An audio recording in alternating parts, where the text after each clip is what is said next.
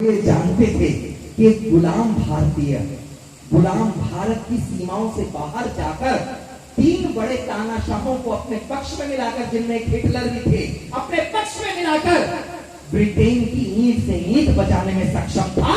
उसका पकड़ा जाना नितांत आवश्यक था। लेकिन साहब, उस कागज पर हस्ताक्षर करने वाले हमारे पहले प्रधानमंत्री जी, उन्होंने ऐसा क्या देखा जो उस कागज पर हस्ताक्षर किए?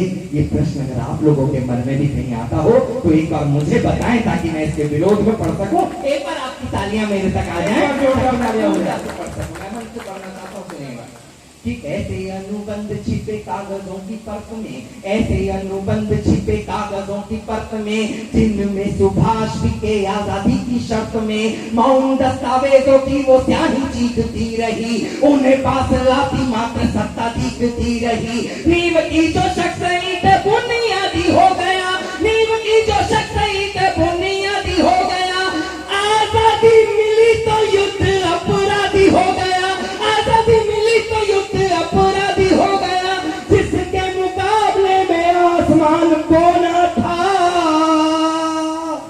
अपराधी कहा जिसे राष्ट्रपिता होना था, अपराधी कहा जिसे राष्ट्रपिता होना। तालियां कमजोर है आप लोगों की,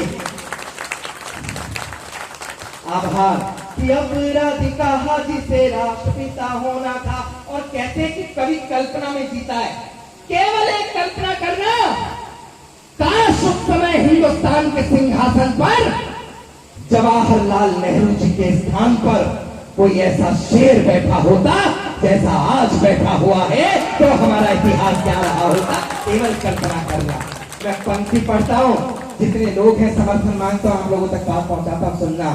कि अनुबंध के वो प्रश्न फाड़े जाने थे तभी, क्या स्टेप उठाया जाना चाहिए था हिंदुस्तान के प्रधानमंत्री की तरफ से, वो बात कहता हूं कि अनुबंध के वो प्रश्न फाड़े जाने थे तभी, अनुबंध के वो प्रश्न फाड़े जाने थे तभी, आंखों में गोरों के पैन गाड़े जाने थे तभी, बोला होता पेटन से नेहरू जी ने डांट कर, बोला होता पेटन से नेहरू जी ने डांट कर, देखा जो सुभाष को तो रख देंगे काट कर, देखा जो सुभाष को तो रख देंगे काट कर, शर्म से वो कागज भी आंख मीचता रहा, किंतु तख्त खींचता रहा, किंतु ने दिल्ली वाला तख्त खींचता रहा, ऐसे शासकों का वनवास मांगता है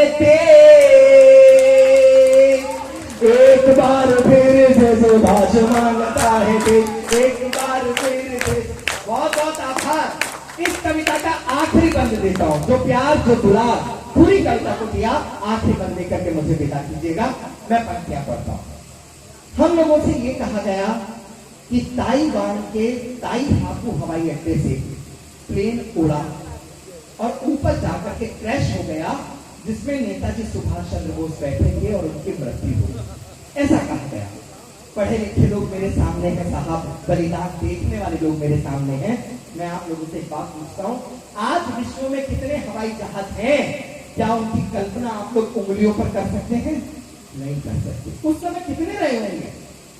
आज भी कोई वैमानिक दुर्घटना होती है तो उसका ब्यौरा दर्ज किया जाता है, रजिस्टर्ड किया जाता है, मरने वालों के नाम पते लिखे जाते हैं, ब्लैक बॉक्स खोजा जाता है। जिस दिन, जिस हफ्ते, जिस महीने, जिस साल हम लोगों से कहा गया कि नेताजी एयर क्रैश में मारे गए, उस दिन, उस हफ्ते, उस महीने, उस साल उस देश के पास ऐसा कोई ब्यौरा नहीं है। हमसे ये झूठ क्यों बोला गया, ये प्रश्न उठता है। साहब, 75 साल लग गए नेताजी की मूर्ति को सम्मान देने के लिए। आज हम लोग जब इंडिया गेट से गुजरते हैं तभी ये लगता है कि ये सुभाष द्वार है, जिसको देख करके हम लोगों का मस्तक उनके चरणों में नमन करने के लिए झुक जाता है। मैं पंक्तियां देकर के अपना स्थान लेता हूं, जो प्यार जो दुलार दिया, मुझे विदा करना। पंक्तियां देता हूं, सुनना। कि कहते हो बैठे थे सुभाष जिस विमान में, कहते हो बैठे थे सुभाष जिस विमान में, हो गया है ध्वस्त वो विमान ताइवान में, हो गया है ध्वस्त वो विमान ताइवान में, सूर्य के समक्ष बख्श तान घटा छा गई, भाग्य की कलम स्याही से कहर ढा गई, दिव्य क्रांति ज्योत को अंधेरा आके